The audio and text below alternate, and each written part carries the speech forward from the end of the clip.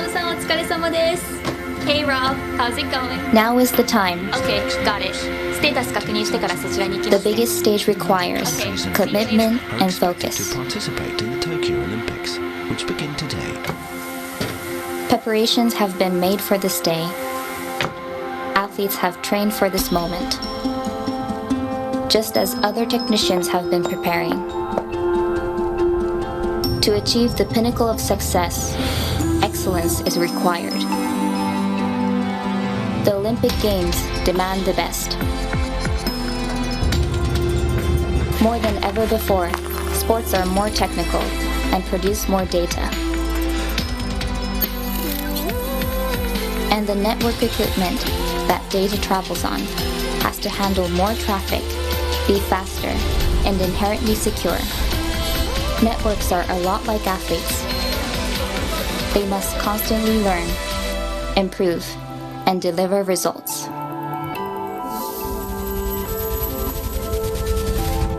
What does the world's largest sporting event require?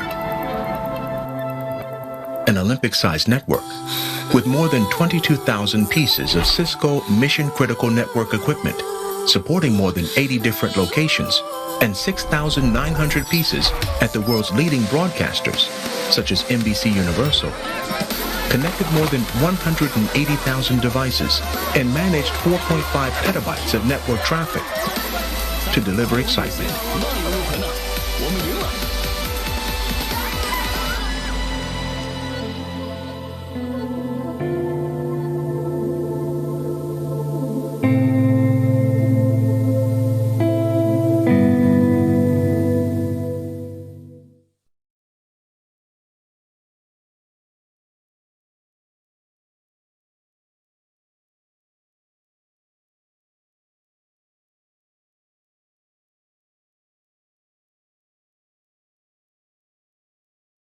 I'm the founder and CEO of Skybound Rescuer, which is an organisation that specialises in the use of drones for public safety. It's such a new industry that it didn't exist when I was at school, so it's not a career that I could have aspired towards. So how did I get here? If you have enough passion for something, then you are the right person to take it forward. When your dream career starts taking you to places that you've always dreamt of visiting, it's an incredible feeling.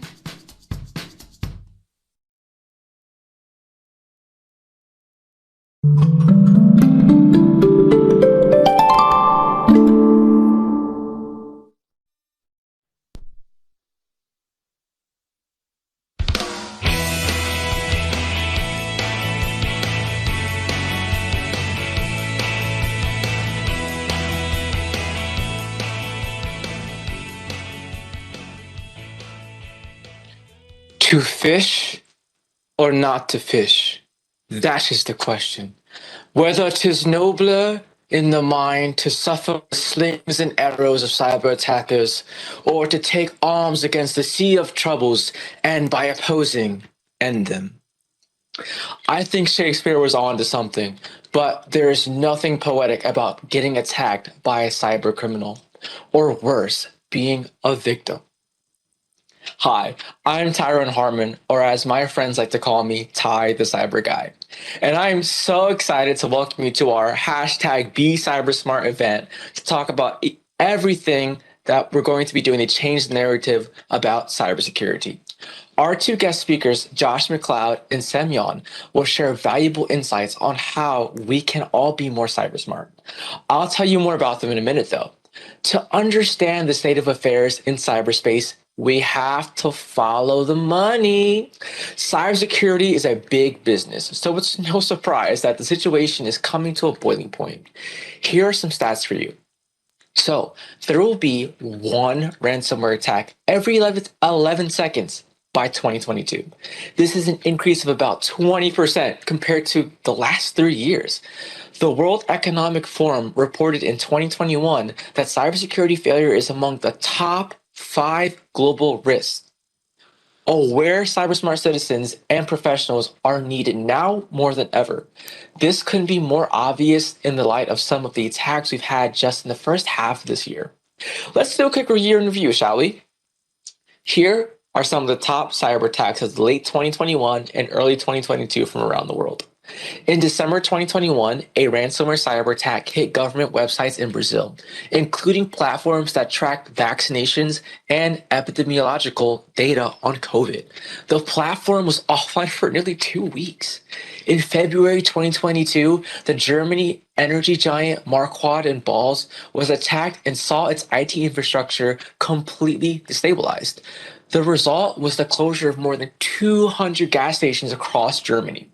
Before you start to feel hopeless, know this. Education is the best countermeasure to cybercrime, which is why we're excited to have Semyon at Cisco talk about Networking Academy Cybersecurity Pathway, available for free on skillsforall.com. This can lead to exciting work opportunities in our field. Semyon is an educational and technology expert currently driving and supporting the development of Cisco's corporate social responsibility program, Networking Academy, in Europe. He has 15 years of experience working in international ICT educational projects. Also joining us today is Josh McLeod, National Cybersecurity Officer at Cisco. As part of Cisco Security's and Trust Organization, Josh is responsible for protecting Cisco's enterprise infrastructure, products, and services, collaborating with government and industry to improve national cybersecurity posture.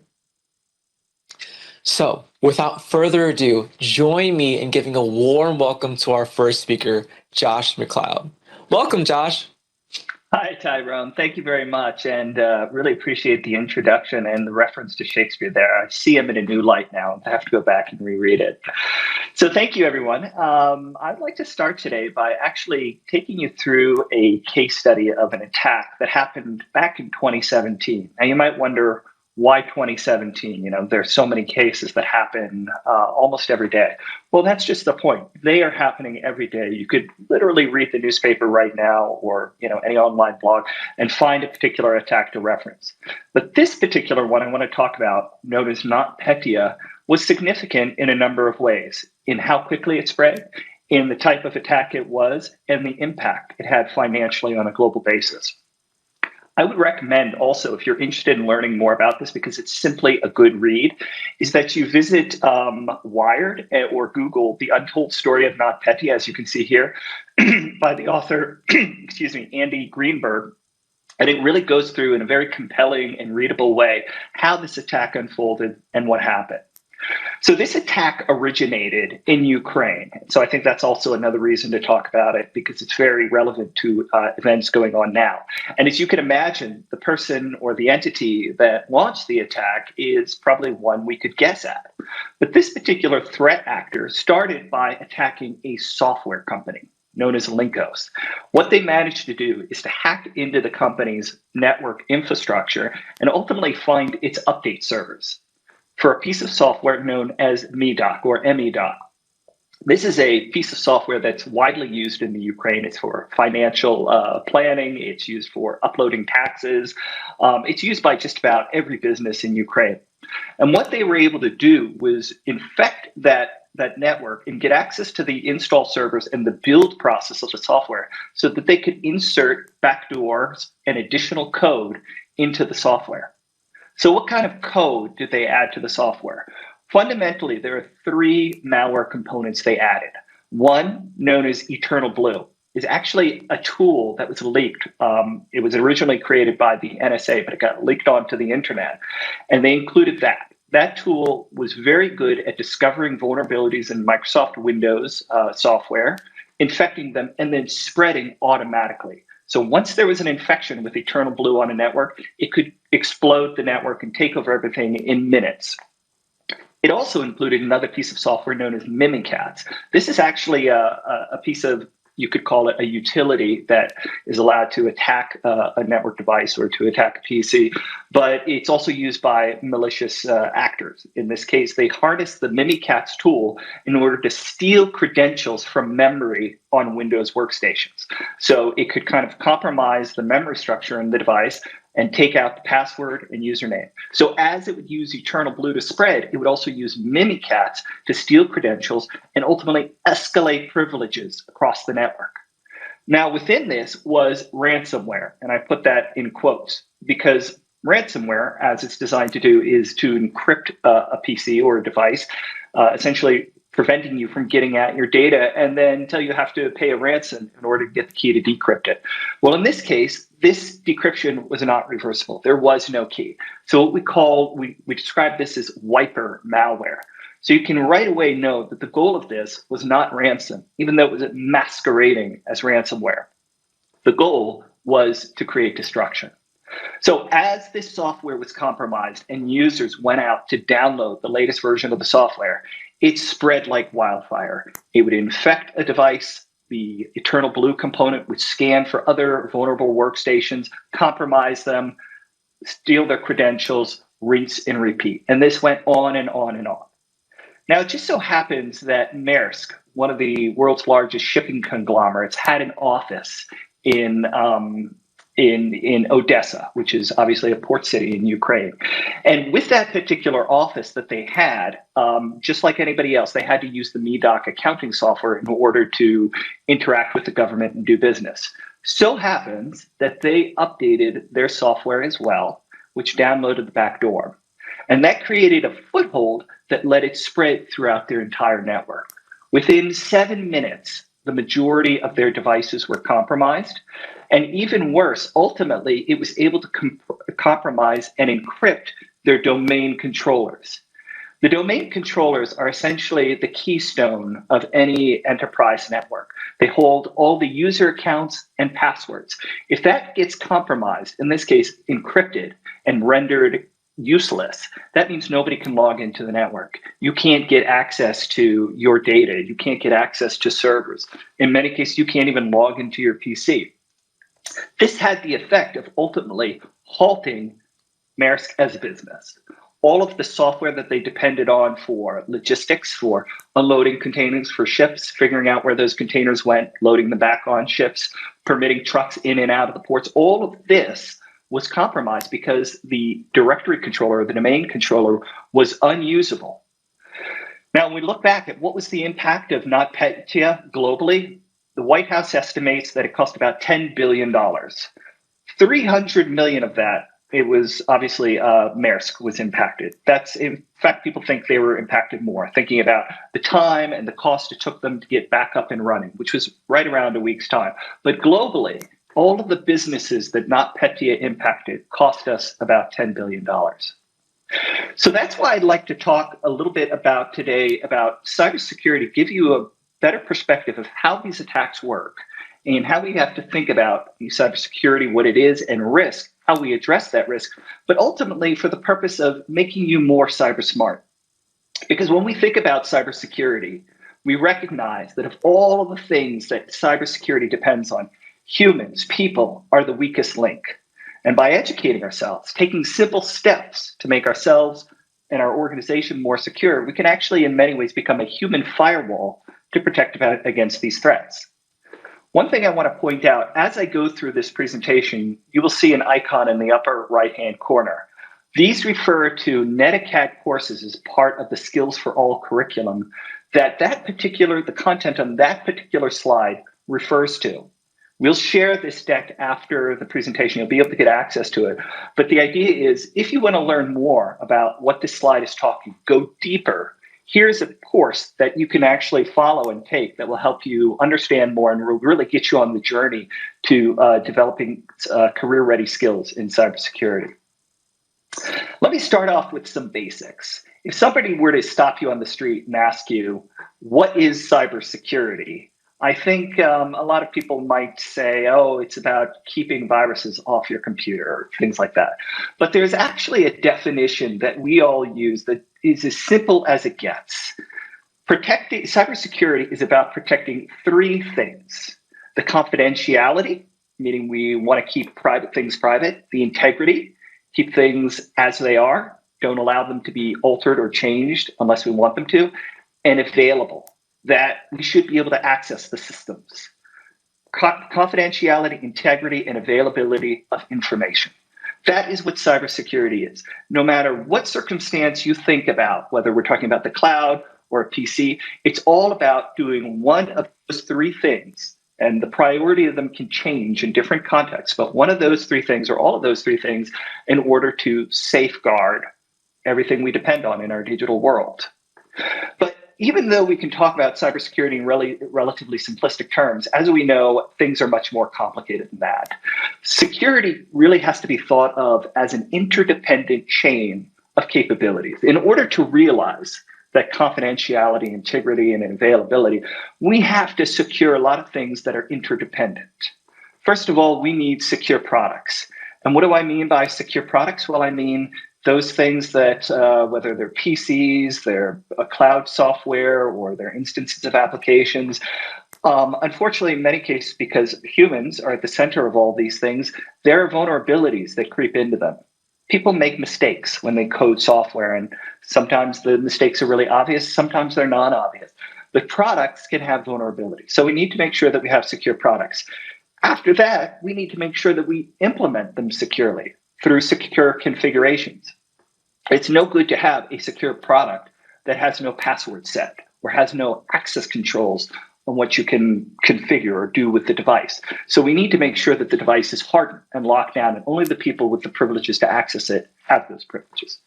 Then they need to be in a secure environment, meaning wherever this software or this instance of IT is running, we need to protect it so that, for example, not anybody can access it across the internet. And then overriding all of this are what we could describe as secure practices. How do we make sure that the processes and procedures and technologies that we use to keep everything secure are being done on a daily basis? We describe this as hygiene, things like updating software regularly, making sure all of the users who have access to things only have the access they need to do their work.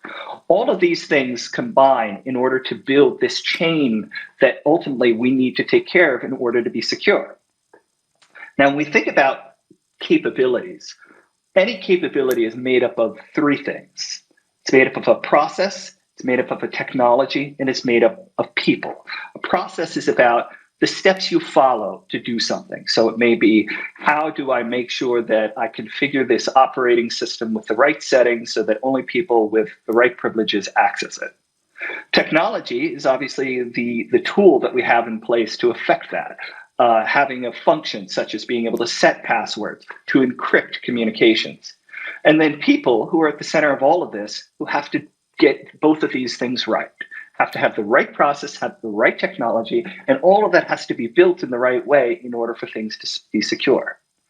But as I say, unfortunately, people are the weakest link. Technology does what we tell it, and the process is only as good as what we put together. But people make mistakes. We're fallible, as I say. When we build software, when we install software, sometimes we don't do the right job. Sometimes we make very obvious mistakes. Sometimes we're not monitoring what's going on inside of our environment. We see that somebody is actually accessing something they shouldn't be. Maybe we've got the wrong architecture, policy, or oversight. There are so many places where people can make mistakes that ultimately leads to an erosion of the foundational cybersecurity that we need to protect things. And there's a simple statistic, that bears this out.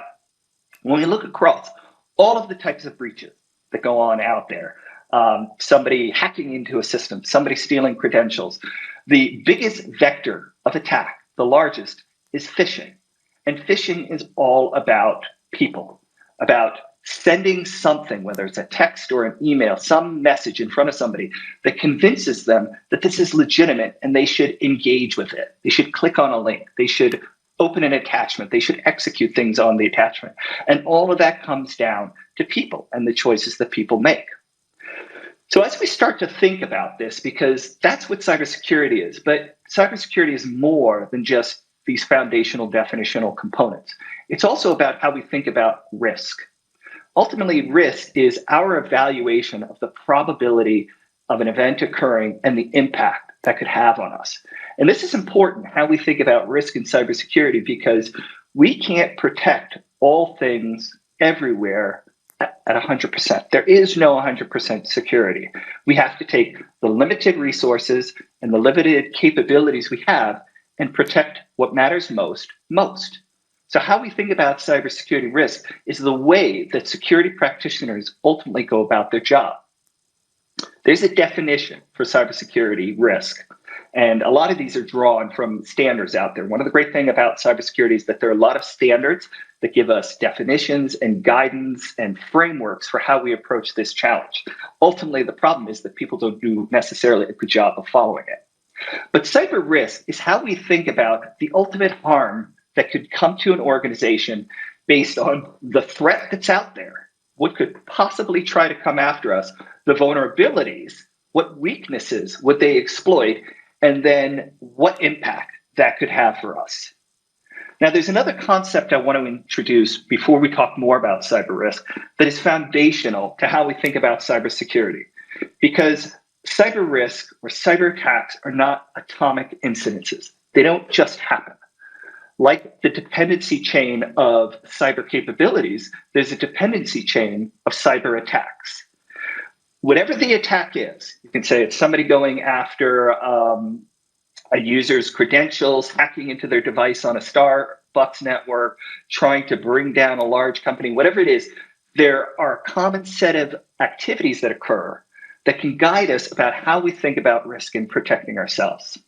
So this is known as the cyber chain, is a model that goes back many years, developed originally by Lockheed Martin, and it characterizes the way attacks in one shape or form or other unfold. The first is what we call reconnaissance. The attacker has to figure out who their target is and what the footprint is that they have. Where are their potential weaknesses? What are the assets that might be of value?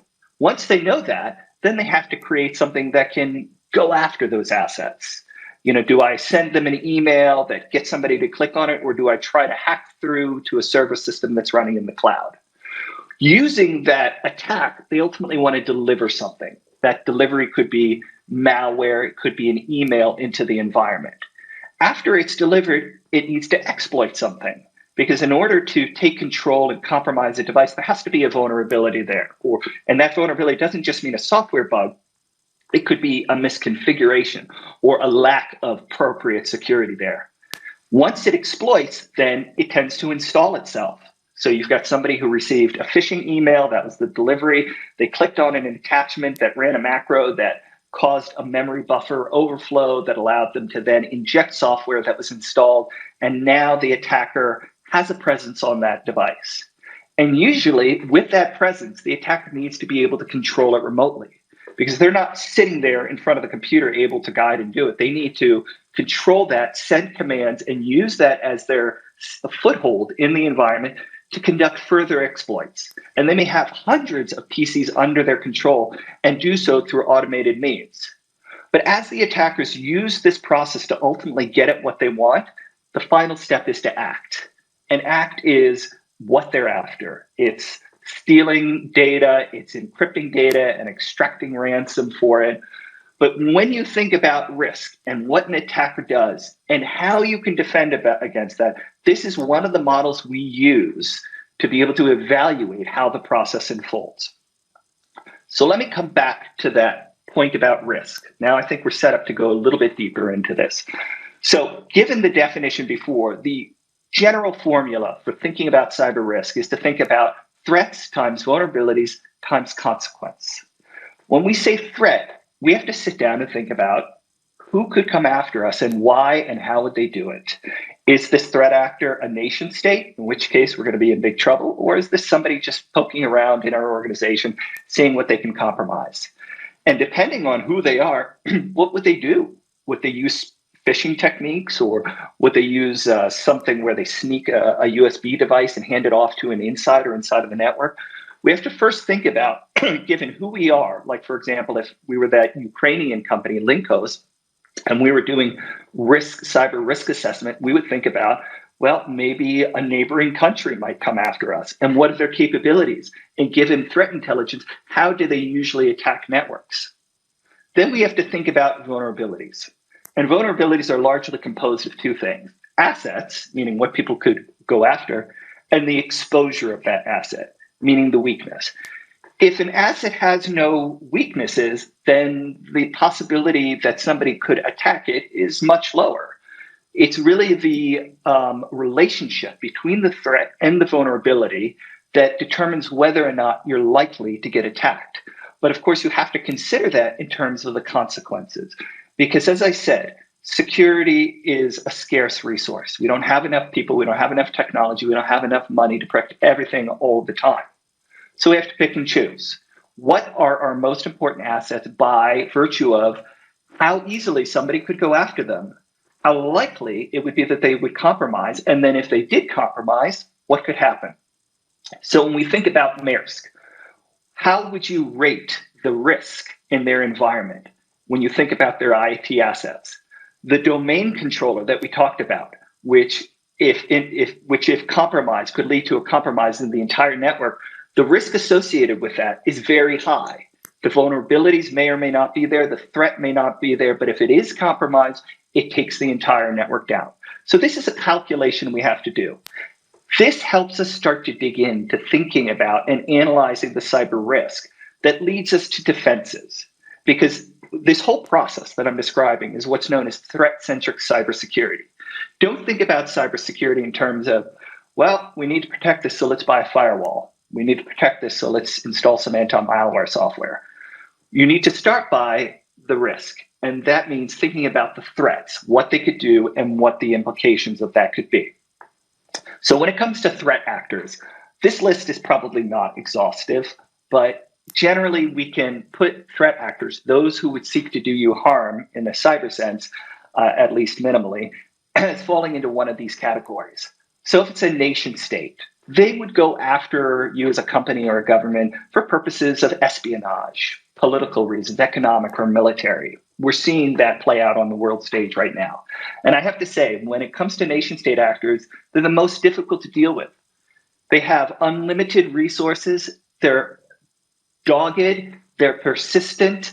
Until they reach their goal, they will keep at it. So if somebody is attacked by a nation state actor, there's a very good chance they're not going to be able to successfully defend against it.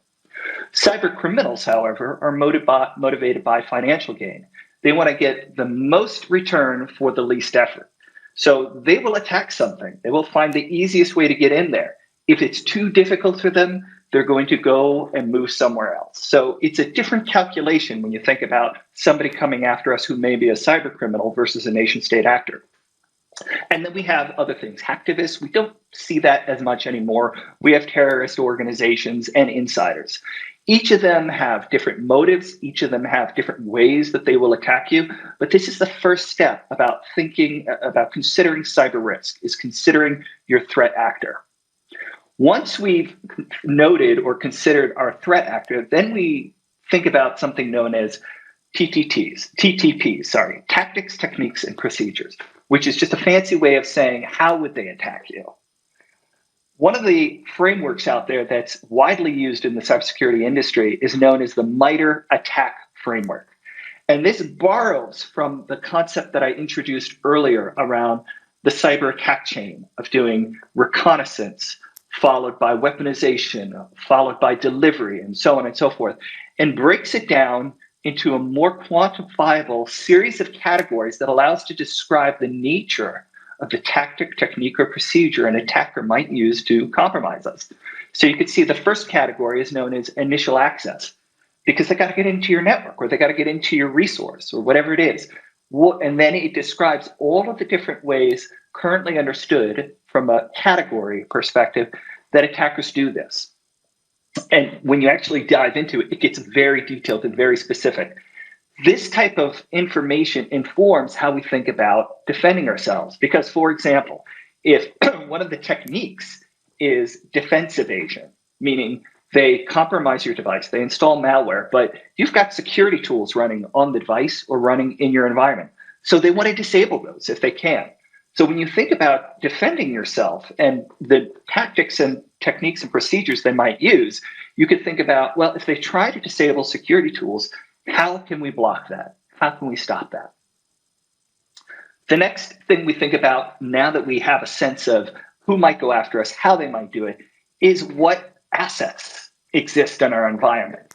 And frankly, the assets are everything connected to a network and things that aren't even connected to a network we have to think about as well. Because if we go back to the attack on the Iran nuclear processing facility, that was not connected to the internet. That was what we call an air-gapped network. So how did somebody who is not the Iranian government or not the network administrators necessarily, get something outside of Iran into that facility? Well, it happened. So there are other ways this can happen. Somebody can be a complicit insider. Somebody could sneak a USB stick inside, whatever. But everything is a target. And within that, whether it's an endpoint, a network, or server application, it's largely the data and it's the access that those devices provide that a user would be after. So they go after the assets, but we're only vulnerable if there are exposures, or we're only exposed if there are vulnerabilities. And there are a number of different categories of vulnerabilities. We tend to think of them largely in terms of system flaws, meaning there's a software bug.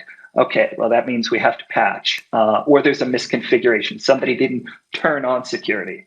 But there are other things. You can have a password, but maybe the password is weak. Or maybe you didn't set the password, even though there's a password function installed. Or maybe the human is just gullible and clicked on a link that they shouldn't and gave access to something. Maybe there's a lack of oversight. Exposures happen in a number of ways. And as you can see through these, many of them boil down to what people do or what people do wrong. But when you take all of this, you take a step back and you think, what constitutes risk and what is the impact? Well, the impact has two aspects to it. One is generally financial. We all tend to think about this as an above-the-line impact, that when it comes down to it, if you are breached, there are a number of ways that's going to cost you. There could be fines. There's the cost of containing the incident, responding to it, maybe having to buy new devices that may have been destroyed, impact to your brand, loss of jobs. Now, this figure that I'm showing here is something put together by Frost and Sullivan in a study commissioned by Microsoft. And they looked at a particular year. What is the total cost of cybersecurity, the economic impact of cybersecurity in Singapore for that particular year? And they estimated it as $17.7 billion. That was just 1 year. So we know that the impact we see from cybersecurity is a huge financial implication. But there's a secondary impact that's important to think about. And the reason I mention is because it really needs to drive how we think about cybersecurity and its role in the world today. Cybersecurity also hinders the innovation and digitization of everything that we're doing out there. Cisco did a study a number of years ago where we talked to organizations that were transitioning, taking a lot of their more manual processes, automating them, going from applications and systems that were hosted inside their network to putting them on the cloud, coming up with apps that interacted with other companies' websites, everything that we describe as digitization. And we asked them, what role does cybersecurity play? 71% said that threats hinder innovation in my organization. And there are a number of reasons for that. Like, we can't get sign off to do this project because, the security team said that we haven't addressed cybersecurity risk properly. There might be personal data in there and we haven't locked it down, thought about how we would lock it down. But even worse, in about 40% of the cases, organizations said, we had a mission critical project going on, but we had to stop it or we had to pause it because we couldn't address the cybersecurity concerns.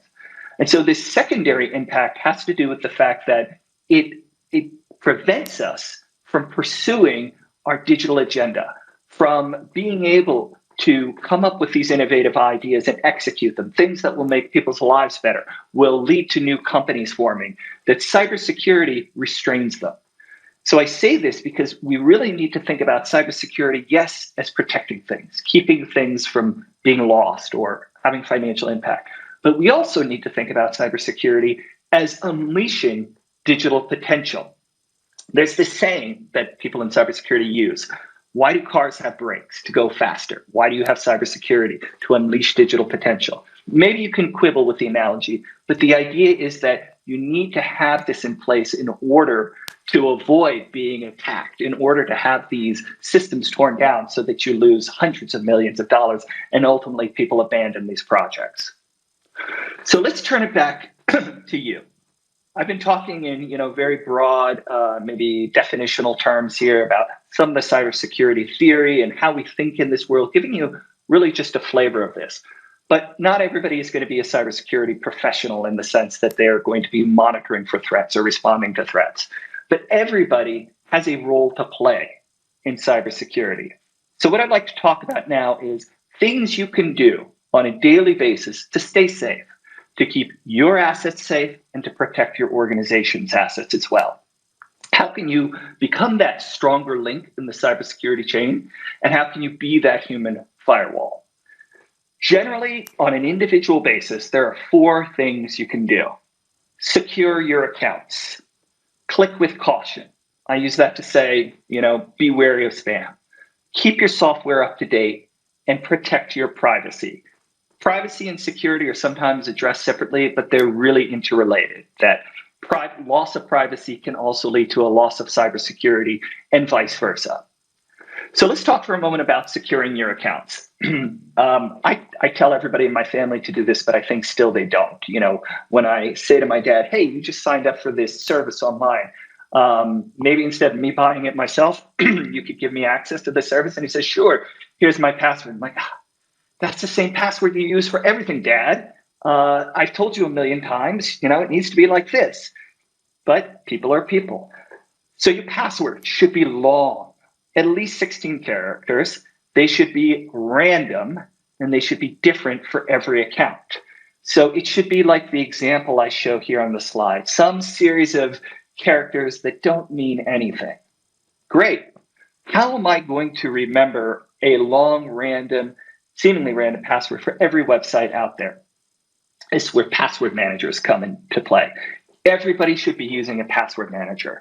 There are better ones out there. I happen to use 1Password. I've used Dashlane in the past, LastPass. The important thing is that password managers allow you to, when you set up your account at a website, will automatically generate a password for you, and you can make it as long as you want, and will capture the user account and the password you created for that account. And then it embeds inside your browser or on your phone so that anytime you visit that website, it will automatically come up and say, oh, you're visiting google.com. Should I autofill your google.com account name and password? And before doing that, it'll do the biometric check or whatever on your phone or your PC. And then once you clear that, it fills in that unique password. So I don't know what my passwords are for all of my accounts out there. Now, the good news is we're actually starting to move beyond passwords to what we call a passwordless world. And in that passwordless world, we're going to cut this step out, because passwords don't work for the reasons I described. No matter how much I tell my dad, use long, complex passwords, no matter the fact that he has 1Password installed, he just doesn't end up doing it. So it's not fair to users. So passwordless means that you'll go to a website, you'll put in your username or whatever identifies you, and then it will challenge you with some sort of biometric authentication. And then that's it. You're in. You scan your fingerprint. There's no password to remember. There's no password stored on the server somewhere that could potentially get hacked. It's easy, and it's oftentimes easy things are more secure things. Wherever it's available, multi-factor authentication should be turned on. You've probably seen this, that they want to send you an SMS code in addition to putting in your password. If it's on by default, great. Make sure that you're using a version where you have to input something from a local authenticator. If it's not on, turn it on. And as I say, use an authenticator application as a better choice versus being sent the code over SMS, because there are ways that people can break that as well. We used to say that you had to constantly change your password, and we find that this is a bad thing because users won't do it, and because it makes people choose really simple passwords each time. So what we say now is change your password only if you believe you've been compromised. How do you know you've been compromised? Well, there's this cool website that collects information about hacks out there and dumps of the databases of passwords and usernames that have been collected. And it plugs into many of the password managers. So when you open up your password manager, there's usually a section you can go to that will show you these are all of the accounts you have on various websites where there's been a known breach, and we have identified that your password is showing up. And then you just go and change that one. Finally, on this user account stuff, I know this sounds like a lot, but if you do a good enough job around this, at least if you do nothing else, try to use long, complex passwords in a password manager. Oftentimes, websites will ask you for some sort of information that will help you recover your account. Like if you need to recover your password, they'll send it to your email address, or an option to reset it. But they first need to know a piece of information that only you know: your mother's maiden name, your first car, your favorite airline, whatever it is. Don't put real information in there, because remember that reconnaissance process I talked about, where people going after a target, they learn about their target. They see, oh, yeah, well, I know this person's mother's maiden name because that's easy to find out. Or I know somebody who knows what their first car is. Create something that's basically garbage, a nonsensical response, and then put that in the password manager with the account so that it's handy. If you do all of this, I guarantee you're doing gold standard of security, and not more can be asked of you. Now, when it comes to clicking with caution, being trying to avoid being a victim of ransomware, there is no formula we can offer you in the sense that you do A, B, and C, and you're golden. You have to be a skeptical person, and you have to think about, this information I'm getting, is it plausible? Where is it coming from? So that's the first thing. Does it pass the smell test? And there's no formula for that. You just have to look at something and say, I wasn't expecting an email from these people, or I've never heard of this service before. The next thing you can do is, if there's a link associated with it, if there's an attachment, probably don't launch it. That's simple enough if you weren't expecting it. But if there's a link, there are ways that you can reveal what the actual URL is associated with that link, depending on where you are. Like a PC, you can hover over the link, it'll show you the real link. And so you think, oh, this is from eFax. But if I look at this, I see in there a bunch of garbage. Part of it is nail RU382.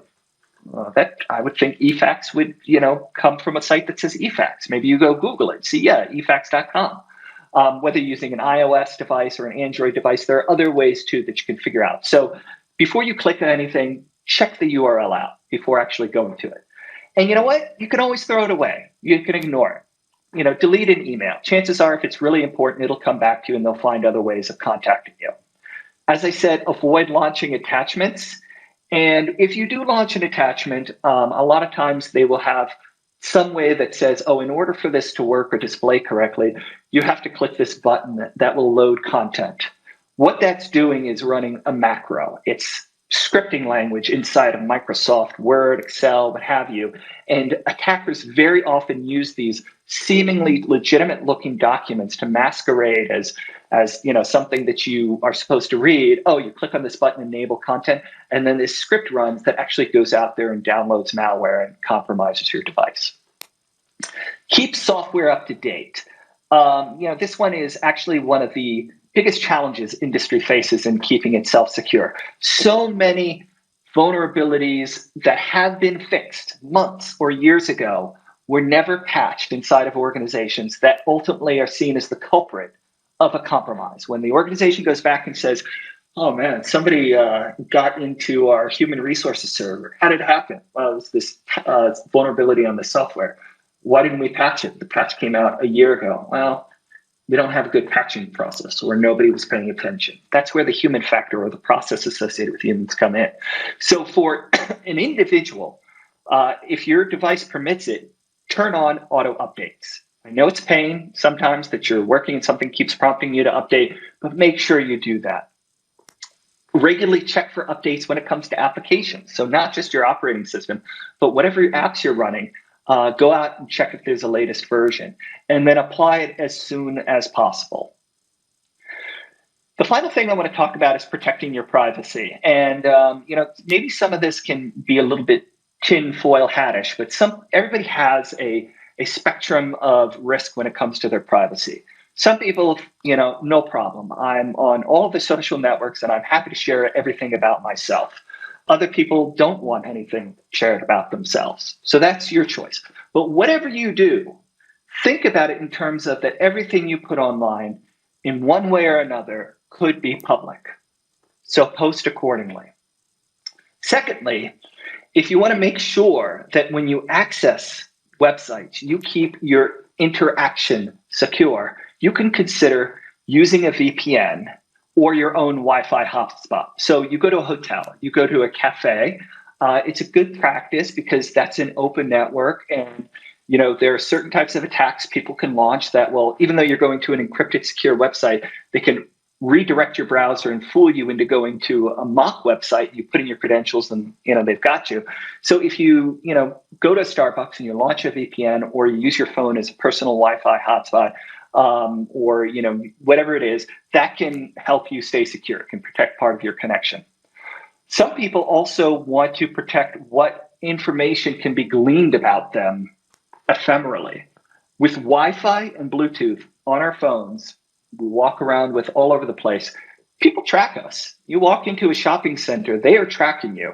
They are able to identify your device. They're able to see where that device keeps, pinging across Bluetooth and Wi-Fi interfaces across the network, and they can develop a profile about you.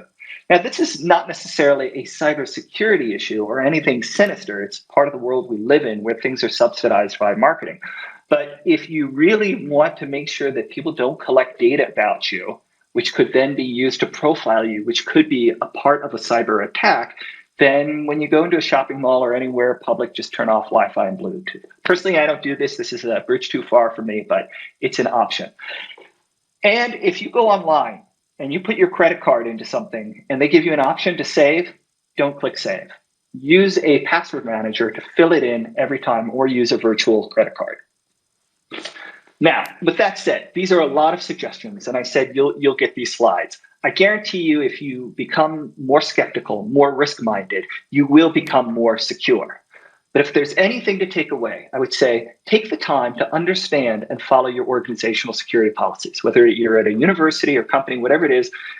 Maybe seek out and find out what do they have in place that says what you should or shouldn't do, and how do they keep you safe. Then think about protecting yourself. Every device you have, how you secure accounts, how you're skeptical about the information you receive and interact with it. And finally, leading into Semyon's talk here, we need more people, we need smart people from diverse backgrounds in this field.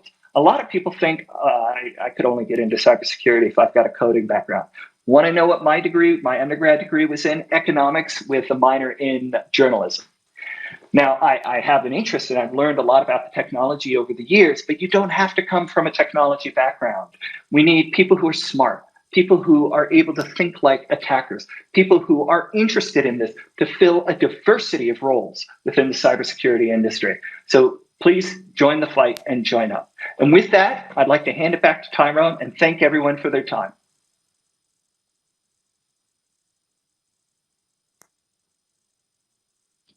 Thank you so much. I really learned a lot, and it was really fun watching your session. And in your session, I think we've learned so much about how sophisticated attackers breach networks and cause damage.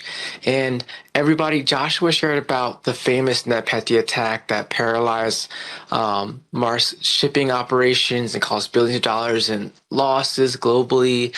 He also taught us about the insights into fundamental cybersecurity concepts such as cyber risk, the attack chain, and why people are often the weakest link in cyber defense. And finally, we learned about how we can become a human firewall to protect ourselves and our organization against cyber attacks by properly securing login accounts, avoiding phishing, scams, undertaking basic data privacy practices, using password managers, using a VPN, and just overall being more cyber smart. Thank you for sharing your knowledge and experience with us, Josh. As humans, we may be the weakest link, but with our insights, we'll leave this event feeling a bit stronger. Up next, we have Semyon to guide us on career opportunities in cybersecurity and educational resources available with Cisco here. Tyrone. Hello, everyone. My name is Semyon, and I would like to take you through your education opportunities at Skills for All at Networking Academy. Can we please go to the first slide of my deck? The next one, please. So today, could you please switch to, this one. Today we'll be speaking about the Skills for All education platform. This is the new generation of the education resource brought to you by Cisco Networking Academy team. As you know, probably we have a lot of experience in building the educational materials. And the new Skills for All platform was designed and built by NetAcad team with the following several considerations in our mind. First of all, this new platform is learner-centric, which means that you are the first person on the stage when you are learning, which means it's never been so easy to learn when you are going through your education in your own pace, on your own time. Second consideration, the platform is mobile first, which means that wherever you are, you can study. And basically, we were thinking about the meaning of this word all in the name, Skills for All. That actually means that today everyone has a mobile device. Everyone has, well, even several devices that you use in your everyday life. Sometimes you're in front of your PC, sometimes maybe you are not, but you have your tablet with you or you have your smartphone with you, which means that you still can learn. And this new platform was designed with this consideration in mind, that wherever you are, you can take your full screen device or mobile device and continue your learning journey. And finally, and this is most important, we were designing the courses on the Skills for All, considering that that should build a skill set for your future entry-level career opportunity. So we believe that after you take one or several courses at Skills for All, you should be ready to apply for your first entry-level job. Could we please go to the next slide? We have many courses already available at Skills for All, and these are about many things, as usually about networks, as usually about security, cybersecurity. We have courses about programming, about IoT, and many other things. But we have created the first real pathway, and currently that's what you see in front of your screen. And this pathway consists of 6 courses. And this pathway is dedicated to cybersecurity, specifically to the very important topic we are talking about today, right? So if you enroll into your first Intro to Cybersecurity course, that is very, very short. Sometimes I tell, this is not even a course, it's a fairy tale before you go to sleep. And this is really a tiny and very nice course to introduce the security and cybersecurity world to you, so you understand where is that? What is the world we are living in? That's the Intro to Cybersecurity. And by the way, if you scan that QR code that you see on, if I'm not mistaken, on the right-hand side top part of your screen, you will be able to self-enroll yourself into this first course. However, after, you can continue your journey taking other 5 courses. 2 of them, Networking Basics and Networking Devices and Initial Configuration, are the courses that are talking mostly about networking component.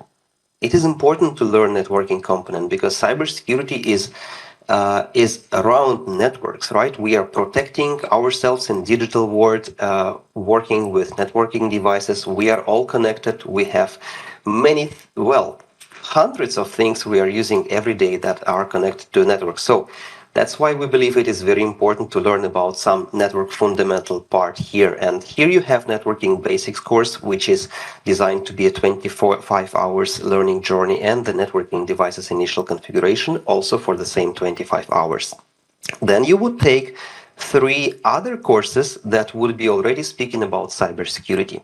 That are Endpoint Security, Network Defense, and Cyber Threat Management. The duration of these 3 courses differs from 20 to 40 hours, and in all of these 3 courses you will be learning basically about very many things that Josh was talking today. So you will be exploring different sides of the attacks, from where it can come, who are the threat actors, what devices or what services, which protocols can be attacked, and what is actually the risk when you are building starting from your own mobile device, from your own PC or smartphone, or maybe equipping your network for a small office or a small organization, or maybe a bigger organization, and thinking from different viewpoints, what is the security and how we can defend it, how we can approach the security of your device, right, of your server, of your network, maybe your network printer. Can it be secured? Well, I guess it can. Learn about it in one of these courses. So you will learn many aspects about cybersecurity risks, cybersecurity threats, how to deal with these risks, and how to manage these threats.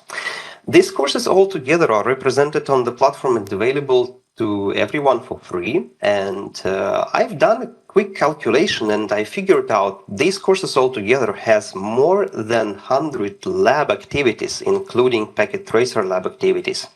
But not only packet tracer lab activities, and more than 150 interactive activities. So it's not boring for you to learn. It's really a lot of fun learning the course at Skills for All platform. Can we please jump to the next slide?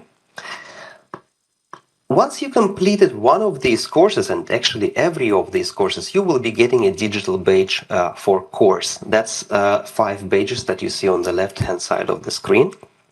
But after you complete the whole education pathway, you will be getting the cybersecurity pathway digital badge that you can use for your resume or for your social networks or in other places where you think it's appropriate. We also have the target certification, which is not obligatory to take. That's just if you want to take it to even more highlight your learning achievement in security and cybersecurity. Let's go to the next slide. I've done a quick exercise, not just to be speaking all the time, but I just wanted to show you something visual. So here is, for example, the example of several lab screenshots from the networking courses, from these 2 networking courses that you are continuing after the Intro to Cyber. So as you see, you will be working with simple network topologies consisting of several end devices or endpoints, but also working with internet infrastructure, with servers, with intermediate networking devices like Cisco routers and Cisco switches. You will be using also the command line interface to manage these devices. You will be learning about fundamental network protocols, IP addressing, IPv4, IPv6 also. Maybe also sniffing some network packets with Wireshark and exploring what's actually happening in your network. Let's go to next slide, and I will explore other labs that you will be working while you are going through cyber courses. Here, as you can see, you will be working with different devices, operating systems that could be Linux, that could be Windows, that could be a mix of different tools. We will be working with virtual machines that are built into the course, so it's easier for you to set up your lab environment. You don't have to configure your own operating system. You just take a virtual machine and then you're in. And then you will explore different cybersecurity aspects like a cyber kill chain, which is displayed on this slide. Let's see what we have on the next one. Can you please switch the slide? While you're continuing your journey, you will be working with more complex network topologies, as you can see here, the example. Of course, we will be starting from layer 1, cabling the network and building it from scratch, and then configuring it and seeing what's happening inside of the network. Believe me, it's a lot of fun, and you don't have to have anything basically except of your device, your computer, packet tracer installed, and at some point a virtual machine, so you can progress with all of these labs fully on your own pace and fully on your own, taking the course to reach your entry-level career opportunities goal. So how do you do? Can we go to next slide, please? How do you start? As I already mentioned, you have this QR code. That's your entry point to the first course. Also, you can navigate to skillsforall.com and either take a quick, just 2 minutes video tour over the platform, or you can explore the course catalog and choose the course best suitable for you. You also can play with filters. You can select different languages, different course categories, and different level of the courses. And most importantly, it's absolutely and totally free. We don't charge anything. Let's switch to the next slide. And I want to very quickly point your attention to the login procedure, because I think that's one important thing. As many of you are probably already Cisco Networking Academy students, We have enabled the authentication mechanism through Networking Academy login. So you can click NetAcad login button and use your existing Networking Academy netacad.com credentials to log in. Or if you don't have it, probably you have a Gmail account. You just can use your Google account to access the platform. Or if not, just create a new user on Skills for All that should take you less than 2 minutes. Let's switch to the next slide, because on that next slide, I would like to re-emphasize that it is mobile first and very much mobile friendly, and pretty much everything you do while you are going through the course is you are comfortably scrolling, reading, enjoying the course content, enjoying the media, enjoying the quizzes and videos embedded into the course. If it comes to check your knowledge, you are doing that again inside of the course, continuing scrolling the page, either from your browser on the PC or from your mobile device. Are you in the airport or in metro? You can continue learning by browsing, scrolling through the course and gaining your knowledge. Isn't it fun? Isn't it nice? I think it really is. Let's go to the next slide, because I wanted to make sure that I don't forget about our instructor community. These are our most important people who are bringing a lot of knowledge to their students. And we have also implemented the instructor guided learning experience in Skills for All. So if you are an instructor, you should be able to switch your role to instructor and create your classes for your students, enroll your students, and observe how they progress. Let's go to the next slide, because we already almost finished our today's presentation. I just wanted to mention that it's not only in English, it's already translated. Several courses are already translated in Spanish and Portuguese, and there are some more languages and translations coming. So stay tuned, it will come in your language, and please join us and improve your security and cybersecurity skills by taking a free learning journey at skillsforall.com. That's probably it from my side, and back to you, Tyron. Thank you so much for sharing exciting opportunities available for us in cybersecurity. Who knows? Many of you may choose a career based on the information that was shared today. So, actually, we've received so many questions today for Josh and for Semyon, but Josh said that he'd be willing to answer as many questions as possible in a blog published in October for Cybersecurity Awareness Month, which is really cool and amazing. Thank you for that, Josh. I'm really excited, but in the interest of time, because we're kind of running over, we're going to take 2 questions. And our first question actually comes from Danny, and is it necessary to be a software engineer to be an expert in cybersecurity? Thank you for that question, Danny. That actually goes back to my point around diverse backgrounds actually can lead to very fulfilling, enriching careers in cybersecurity, because there are so many areas that you can go into. So there are people who are in our data privacy protection area. That's security adjacent, but more and more I think it's being seen as part of the broader cybersecurity pantheon. A lot of those people come with a legal background.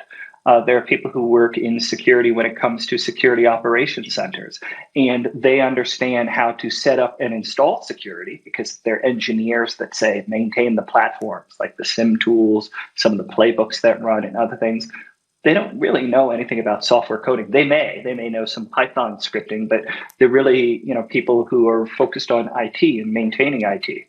There are people who are involved in policy aspects, like figuring out, we want the organization to behave in the correct way according to cybersecurity outcome. What is the guidance and the instruction we give that will lead to the right programs, the right processes, and the right infrastructure we build in order to secure ourselves? So you do not, the quick answer is your question, you do not. However, I found that I did not have a computer engineering degree. My graduate degree, subsequently, I did go and focus on IT. It was more than it was before cybersecurity was its own dedicated discipline. And I never really learned to code.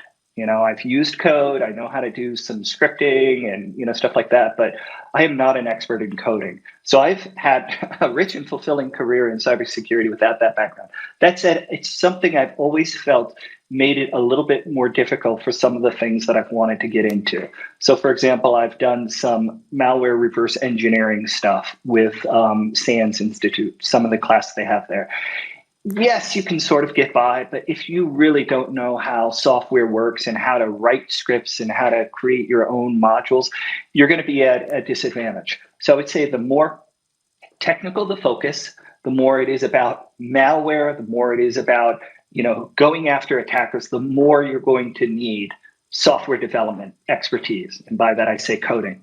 But there are so many other areas in cybersecurity that you won't need coding. A passing familiarity is probably enough. That you don't have to worry about that somehow restraining your career opportunities. That's what I would say. Thank you, Josh. And the next question, we've gotten so many questions about password managers. So is there a best password manager? Which ones can we trust? Or are they a potential single point of failure? Well, tell us more about that. Yeah. The three that I showed up there are good and reliable. I happen to use 1Password. I'm a Mac user, and it started as Mac software, and so it's always worked very well on a Mac. But I would say look at those three at least that I listed there, and maybe Google for some more. But LastPass, Dashlane, 1Password are good password managers. And by the way, if you're on a Mac, more and more Apple has this built in as the security keychain, so it can actually act natively as your password manager. And again, you could Google for that. So sorry, what was the other part of the question? What is the best password manager? And then which ones can we trust? And are they a single point of failure? Single point of failure, yeah. So when it comes to a single point of failure, I don't think that there's a huge risk of that because of the way they're set up. There is one password you have to not forget, which is the password for logging in to the password manager. You can authenticate to it using biometrics. So you've got your iPhone and you want to launch your 1Password, or it's plugged into your browser and you want it to autofill something. It's going to scan your face, or it's going to ask you for your fingerprint. But every so often, like maybe every 2 weeks, it's going to ask you for your actual 1Password. That is really the key to everything. That's the 1Password you have to keep secret, and you have to make sure it's a good one. That's the one you have to remember. But these applications also let you sync to the cloud. So if you lose your device, hopefully there's a copy in the cloud that when you back up or restore, to a new device, then it's going to download all of your passwords there. As far as trustworthiness, I think that's another aspect. Look at these password management companies, but for the most part, they encrypt your information as they receive it and as they store it, so they don't have access to your password. So even if they were compromised as companies, ostensibly you would not be compromised.